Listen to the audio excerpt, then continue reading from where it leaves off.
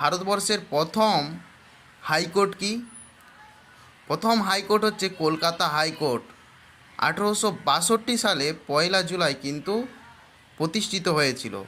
এবং কলকাতা হাইকোর্ট, কলকাতা ছিল ব্রিটিশ ভারতের ভারতবর্ষের রাজধানী শহর ছিল।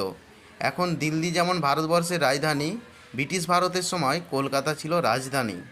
দেখতে পাচ্ছেন একটা সুন্দর দৃশ্য। ইংরেজদের সময়ে কলকাতা হাইকোর্টের প্রথম প্রধান বিচারপতি ছিলেন স্যার বানস পিকক, এবং ভারতীয় হিসাবে বিচারপতি শম্ভুনাথ পণ্ডিত, সম্মানীয় বিচারপতি, তিনি ছিলেন প্রথম ভারতীয় কলকাতা হাইকোর্টের বিচারপতি। জানেন কি, এই যে সুন্দর দৃশ্যটি দেখতে পাচ্ছেন, এবং একটা জিনিস হচ্ছে এই যে কলকাতা হাইকোর্টের প্রধান বিচারপতিকে নিযুক্ত করে থাকেন কিন্তু রাষ্ট্রপতি। হ্যাঁ, রাষ্ট্রপতি নিযুক্ত করে থাকেন। কলকাতা হাইকোর্টের ঠিক পাশেই